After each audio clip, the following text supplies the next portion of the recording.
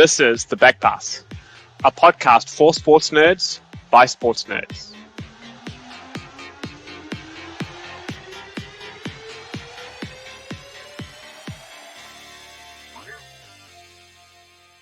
This week on the Backpass, we continue our Explain series and dive into the vexing world of financial fair play. We'll take a look at history, the reasons for its introduction, common misconceptions, the math, and finally the punishments dealt to those found in breach.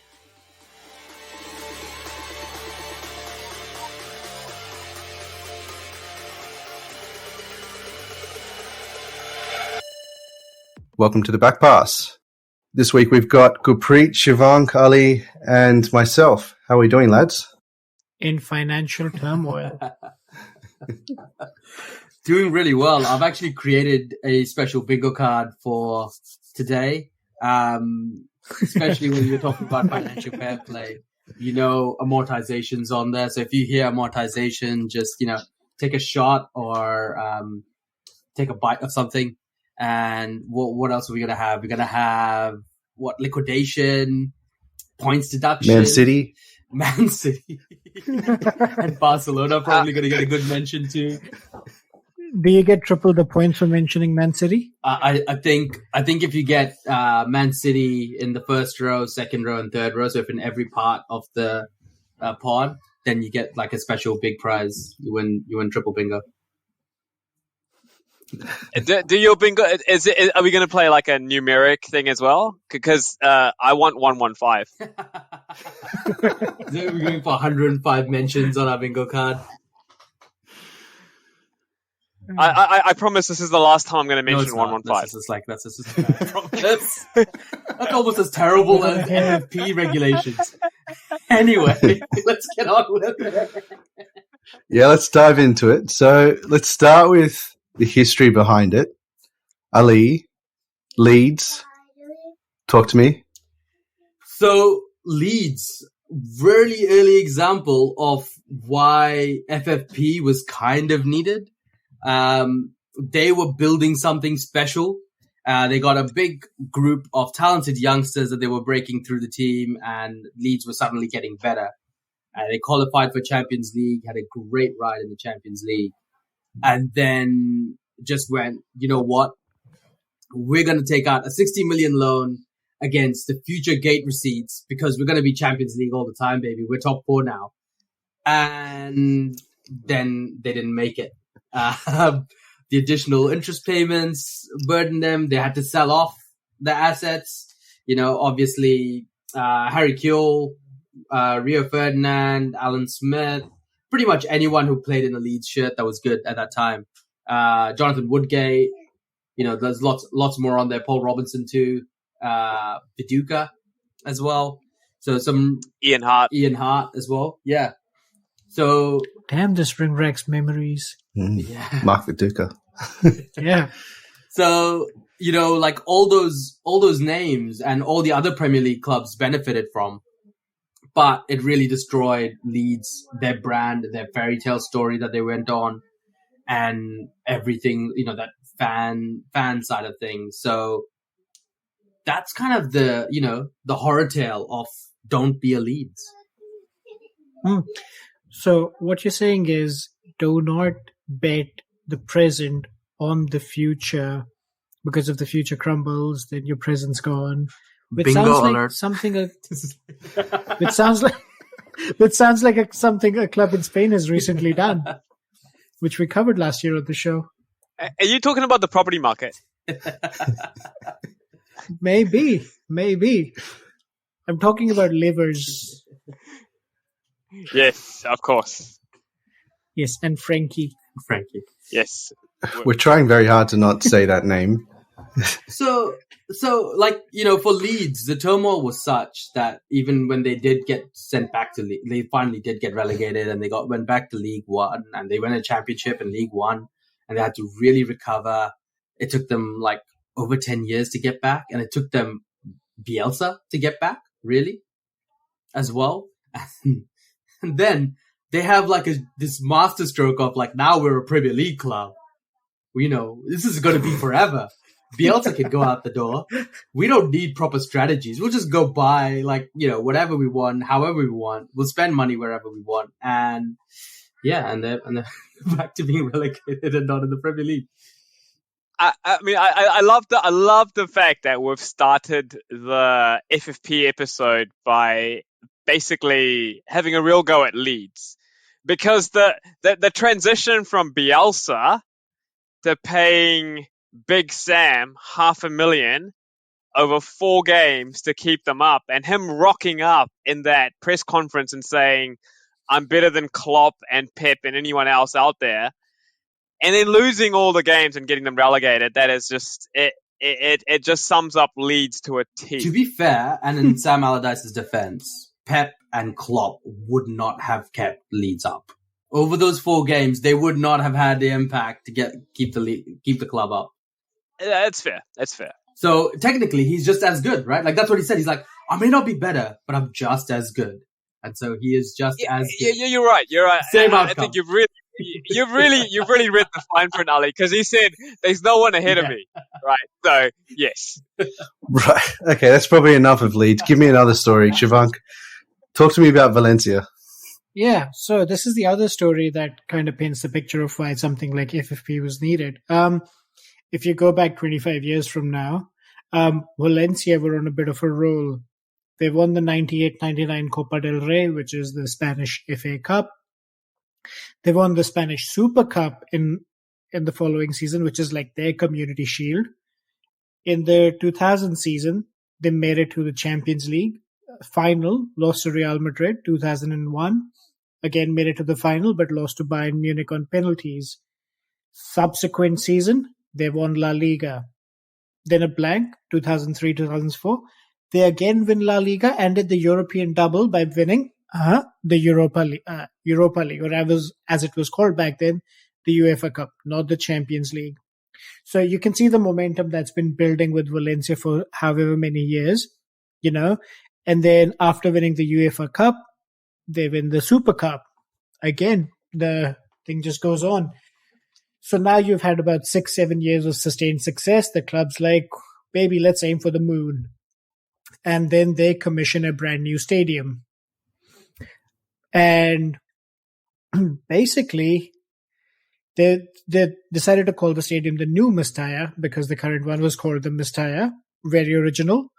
And then they started doing the work. GFC happened. And then the banks are like, you know what? We're not lending you any money. And now you've got basically a club which has a lot of debt on it. Because of trying to build a new stadium, the bank has no longer approved the loan, yet you've already got all this work underway. And so what did the club do? Kind of like Leeds, they start selling all their assets. And if I jog your memories on the assets, you'll see what sort of players I'm talking about. David Villa goes off to Barcelona. Juan Mata comes to Chelsea. David Silva goes to Man City. This is the caliber of players that they had to sell in order to maintain anything. That really hurt world football, like Valencia crashing.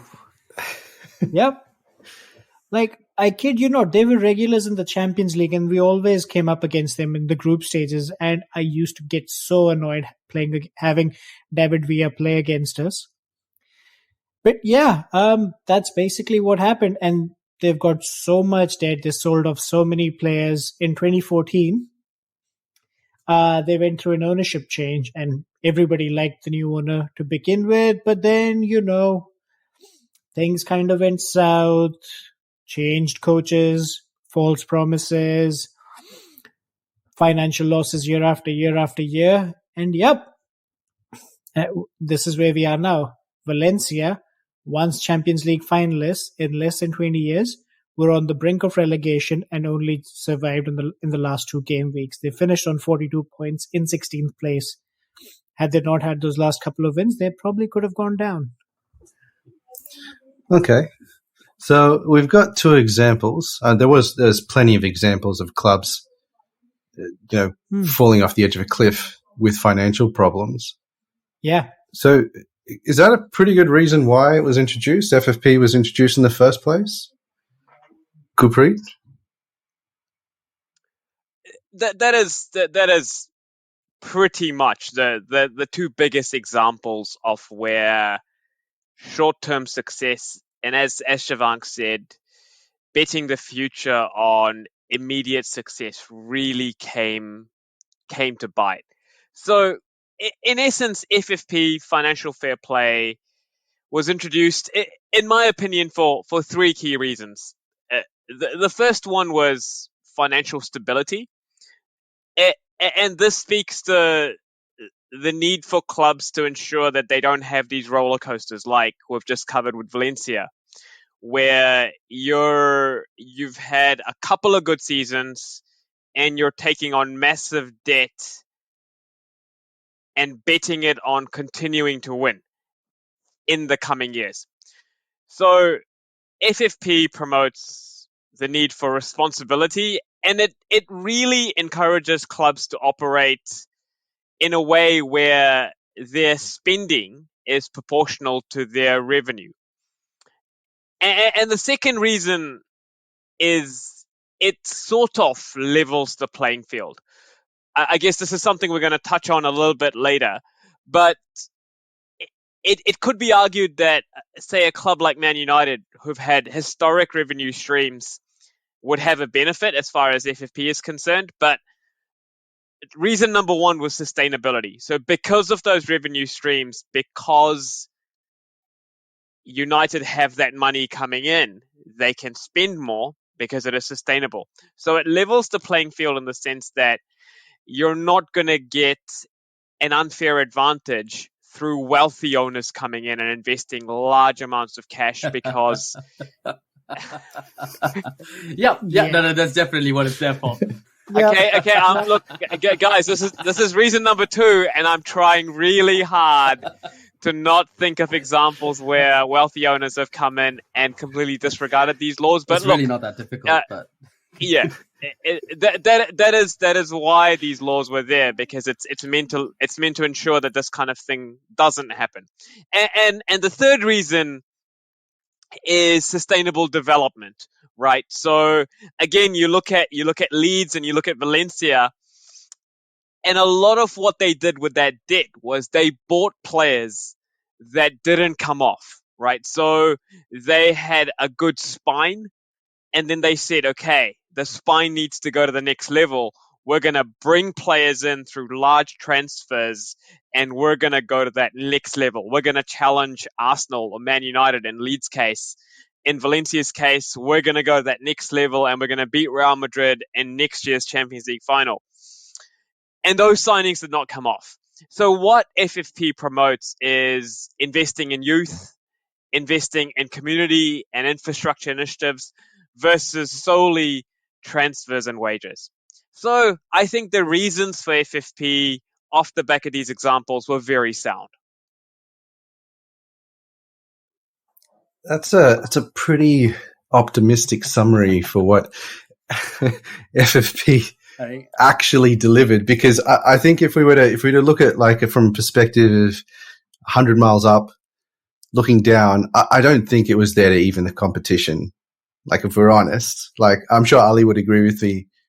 You know, it's more about, keeping existing brands and legacy and history alive, making sure that those big brands don't tumble off the edge of a cliff and you have a huge supporter base, not supporting or watching the sport.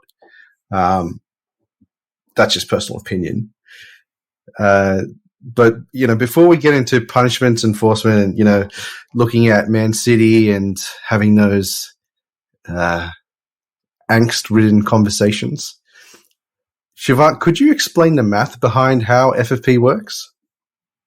I very well can. And also, bingo alert, if you're holding on to your bingo cards, you will hear 1,000 terms that will actually make a difference. So, buckle up, ladies and gents. Deep breath.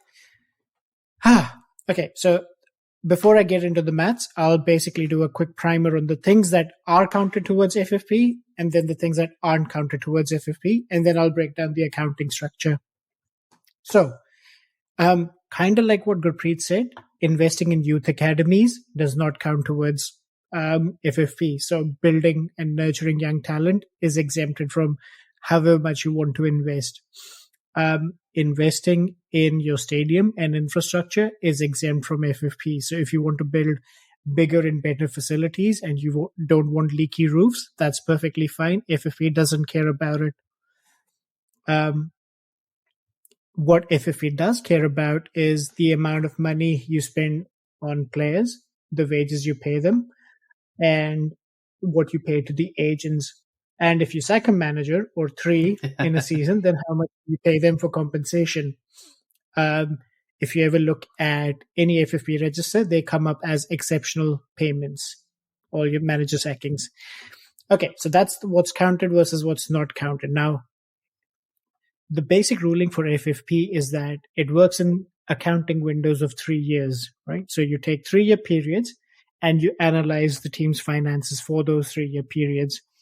And the current model, or the model that was applicable until the end of this season, basically said for any 3-year window, you cannot have aggregate losses of 5 million per season for that period. And if you have a wealthy owner who is a benefactor, then the number drops to 30 million. So that means you can be at a loss of 30 million this year and the next season, but you can't do the same thing in the third season. So you have to do something to balance the books.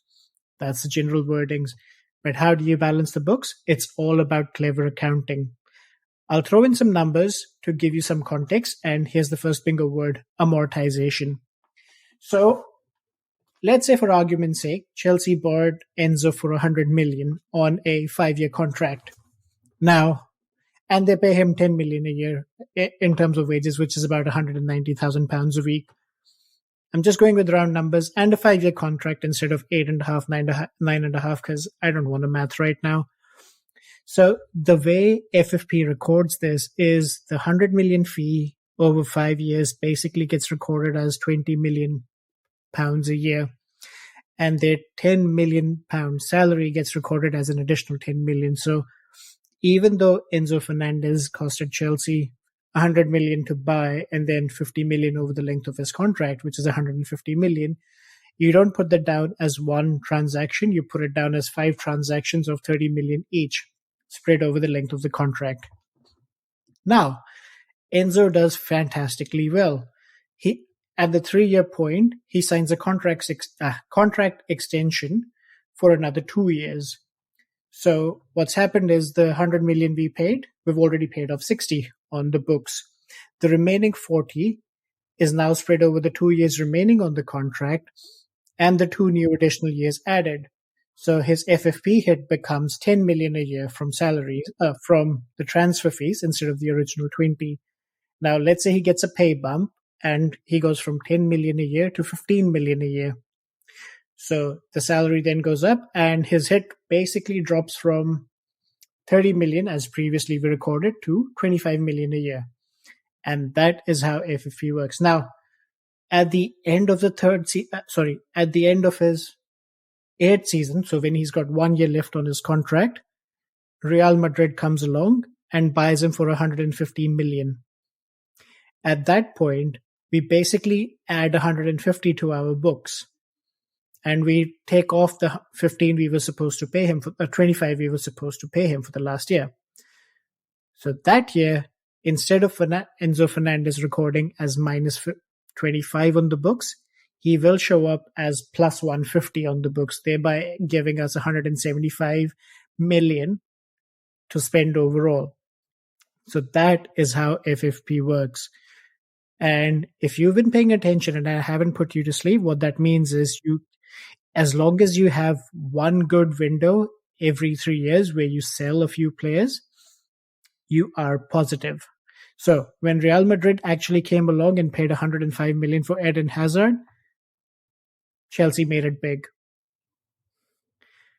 And that's just the transfer side. So the other things you can include as incomings into your FFP balance sheet are basically gate receipts, all sponsorship and merchandising fees, and whatever you get from broadcasting and competition bonuses. And that is exactly what makes the Champions League so valuable. Winning the Champions League gives you 120 million or thereabouts. Winning the Europa League gives you 40 million. So all of a sudden, you get 80 more million pounds to spend the very next season. And if you start doing FFP, you have a lot more money to spend on incomings and outgoings. And then there's the youth academy. Basically, there is no cost associated with training a young player. They only start registering a cost when you give them their first pro contract and give them a salary, which quite often is just peanuts compared to the bigger star players. So if a youth academy player gets sold, and for example, we're hearing Mason Mount might be sold for 50 million, for example's sake, that is 50 million pounds worth of pure profit for Chelsea.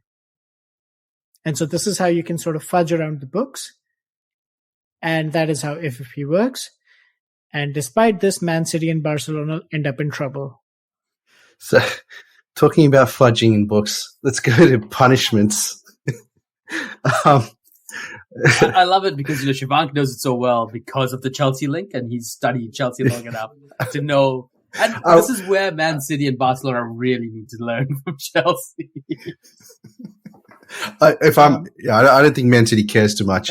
Talk to me about Man City's punishments, and we can go through how that's actually net affected them. So there's 115, that number. Gurpreet didn't say it this time; it was me.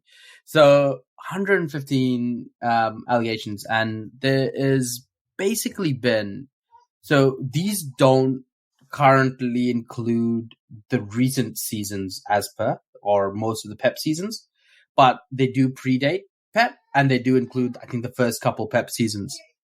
So what basically happened was Man City, when they first got bought up, there were enormous deals, enormous sponsorship deals that the club of their size, and Man City barely survived relegation the season before. I remember speaking to some Manchester City fans. Yes, there are a couple out there. Weird enough. Huh? Just before. Where did you find them? On some online chat room? Football Manager. Oh, Was that this makes sense. was this reference to Virat Kohli? Because that was a blue jersey that he was holding in his hand. Are these rare commodities being traded on the dark web? No, weirdly. Can we mint them as NFTs? Definitely. Spike up their value. Yeah, I know, right? I wonder if Paul Pogba is selling some of those as well. Of City fan NFTs. But basically, right before the Abu Dhabi money came in, they were on the verge of actually financial ruin. They were almost relegated. They were financially completely distraught. They couldn't afford any transfers. The club was completely being shut down. Like they would have completely been destroyed and forgotten about had the ownership not come in and just funneled a ton of money. So, fantastic stadium. Stadium gets a sponsor, the stadium sponsor Etihad, who obviously come in with a humongous cash injection. Again, a club their size for a team that was yo-yoing in the Premier League, they're essentially kind of like a Burnley or a Bournemouth kind of team at that stage, in their stature of world football or even Premier League football, and they're getting these massive.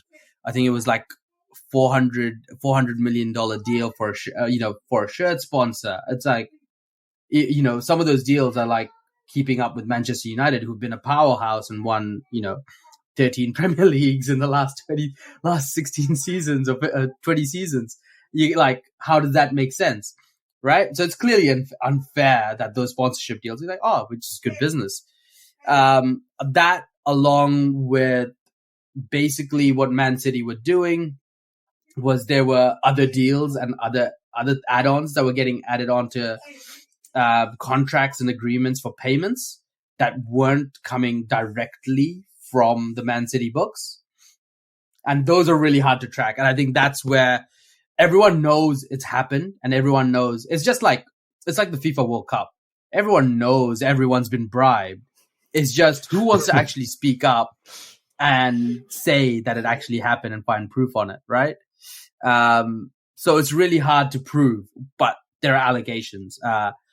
The German newspaper Bild have done a full dossier. They did a full investigation, and they found a whole bunch of these through emails. UEFA try to get at Man City about this, and Man City, they actually, they did ban Man City, but Man City went and had it overturned at the Sports Arbitration Court. And now the Premier League have basically been told from the British government that we are going to bring a third party to regulate you unless you do it yourself. So they've kind of pulled up their pants and gone, oh, you know what? We will regulate ourselves. Man City, you're in trouble because you're the easiest one and you're the one we could get the easiest kind of find the things on. So we're going to go after Man City. And that's exactly what's happened. So they pull these out. God knows if it's ever going to stick or if they're going to ever find enough proof to actually do anything. But it does what that early success or early injection did for the players that they bought was it brought Man City into the Champions League. As we were talking, it brought them into the Champions League, and suddenly that really upped their revenue, upped their club profile. Suddenly they were more attractive to better players, better managers, better, and then they started really funneling a lot of money into the youth team, into the stadium, into the training facility. So they have one of the best youth programs in the country now. They have one of the best stadiums. They have the best training facilities. Again, doesn't count in FFP, so they're good with that. That can be the best in the world. But that early success and that financial injection that really was unfair got them into a position where they suddenly became an attractive object and they became a team that could consistently win trophies or build a team so good that you can attract the world's best players, pay them, and still have enough revenues and incomings by consistently performing so well that you can meet FFP regulations and have the world's best manager and have all those other bits and pieces around them too. Yeah, so look, that's like if I'm taking it from the other perspective, right? Like that's very similar to what PSG does, right? PSG has done basically exactly the same. It's exactly the same, right? So, I mean, if there is another club in UEFA tournaments that's doing the same thing, the argument is, well, you're not going to be competitive unless you do. Like we know, we've watched the latest EPL seasons, and it certainly looks like that Man City is head and shoulders from a talent perspective above the rest of the competition. So to compete with them, you kind of have to do the same thing. The other part about this is it's not just in the EPL. Like if we're talking about enforcement and the fact that these teams are getting away with it and it's essentially treating it like a winning tax. To win, you have to flaunt FFP. You just take them to court. And like the Queen's Park Rangers did, they made a loss of 65 million. They should have been fined 46 million, but they ended up paying 17 over the course of 10 years and got promoted to the next league and netted 148. So it's just a winner's tax to get promoted or get to Champions League. So at the end of the day, if they're doing it at all levels, it's not like it's going to change much. Do we think that the enforcement is ever going to work? Like, what do they need to do to make it work? Well, they did come down. I mean, there obviously has been a lot going on in Italian football, and, Juventus are currently right in the thick of it and right in the middle of it. Barcelona have other allegations going on, but, they still have financial, and Spain's FA is much tougher much tighter in their regulations than UEFA is and the EPL is. So Barcelona have more stringency that they're trying to work around and trying to, shimmy themselves, which is why the levers came in. So they're all trying to figure out or live on that edge, because I guess, for high performance, if you're not on that edge, you're basically back of the pack. And, similarities with cycling, obviously when Lance Armstrong was doping, everyone was doping. It wasn't just Lance Armstrong. It was everyone. And it was everyone for like 10, 15 years. It was a pretty sustained period of like consistent doping until they just fully stamped it out. lots of cyclists who'd won tons of races had to basically, their names had to be erased, and now, slightly more cleaner, slightly more honest sport. I don't know if you do that, how can you burn down a Man City? Like, what would that look like? Or what would, bringing down AC Milan and Juve, and which has already happened, right? Like, they've kind of already gone down. They've already been relegated before, and they still come back. They still get up to their old tricks. Okay, but here's the cynic side of me that's going to spring up now. If you have a Champions League season without Pep Guardiola, without Kevin De Bruyne, without Erling Haaland, without, I don't know, Riyad Mahrez and Ruben Diaz, what's in it for UEFA? Like, people would go out of their way to watch Erling Haaland score another hat-trick from nowhere, or Kevin De Bruyne see a pass 6 plays before. Isn't that the same justification for the European Super League? It is. I mean, that's exactly it. What if and that's the top 4 next year? Yeah, but that's where I think lads, I think Ali touched on something really important. The benefit that City got from breaking these rules. Oh, well, we keep calling City out, but PSG are just as culpable.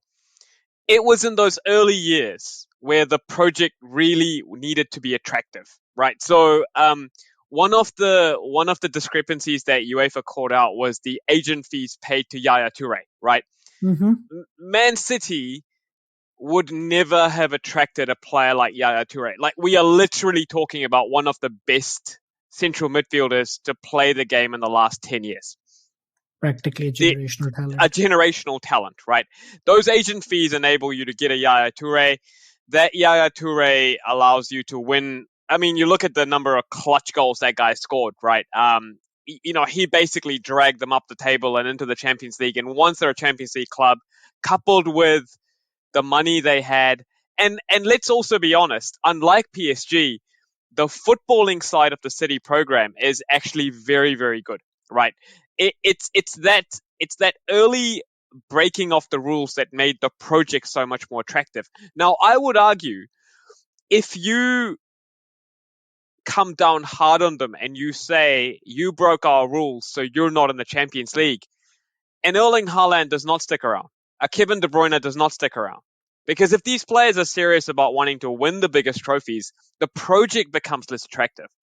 So I actually think if UEFA were to come down hard on them, the risk of not having a Haaland or a De Bruyne or a Ruben Dias in the Champions League isn't so great, because I think they probably go to other clubs that are in the Champions League.